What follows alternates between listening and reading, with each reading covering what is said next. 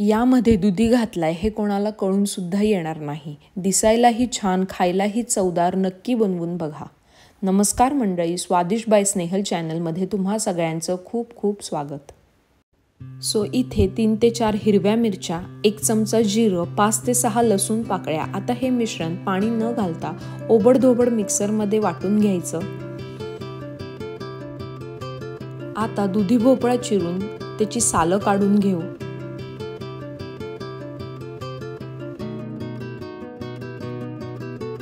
आज आपण दुधी भोपळ्याचा वापर करून मस्त असे धपाटे बनवतोय।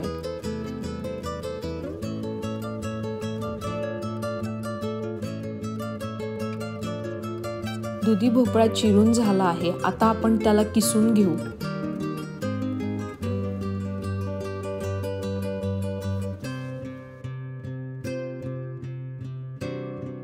यामध्ये आता 1 कप ज्वारीचे पीठ, 1 कप गव्हाचे पीठ, अर्धी वाटी बेसन घालायचं। इथे मी हिरव्या मिरच्या आणि लसूण याचं वाटलेलं वाटण घातलं आहे।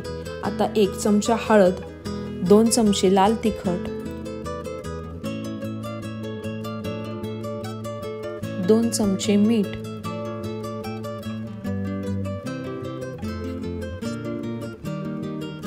भरपूर अशी कोथिंबीर घालून आता हे मिक्स करून घ्यायचं।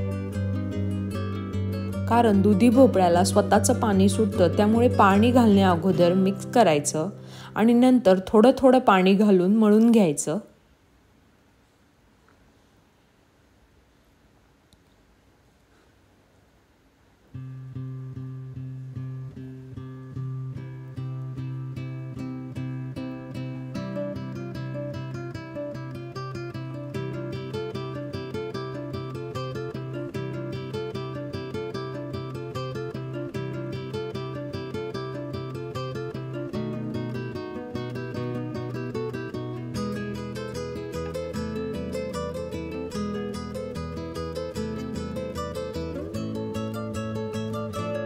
आता हे पीठ आपलं छानपैकी मळून झालं आहे।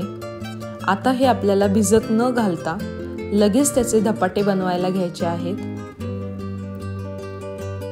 धपाटे थापताना पाणी लावून कापड आधी ओलं करून घ्यायचं।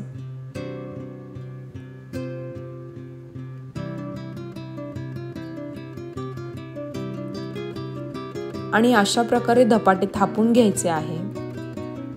धपाटे थापताना पीठ हाताला चिकटत असेल तर पाणी लावून थापून घ्यायचं।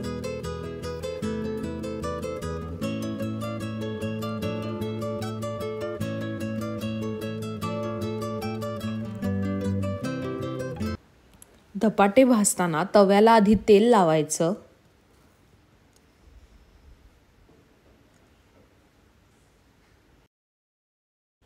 आणि अशा प्रकारे धपाटे तव्यावर घालायचे।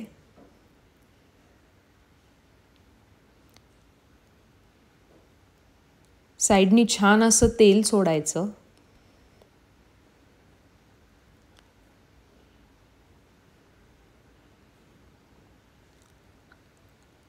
झाकण ठेवून 2 ते 3 मिनिटं एका बाजूने आणि 2 ते 3 मिनिटं दुसऱ्या बाजूने असे दोन्ही बाजूने मस्त असे भाजून घ्यायचे।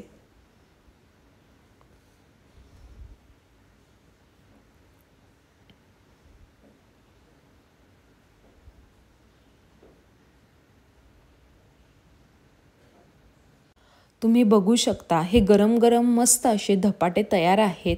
गरम गरम धपाटे खा आणि चॅनलला मात्र नक्की सबस्क्राइब करा।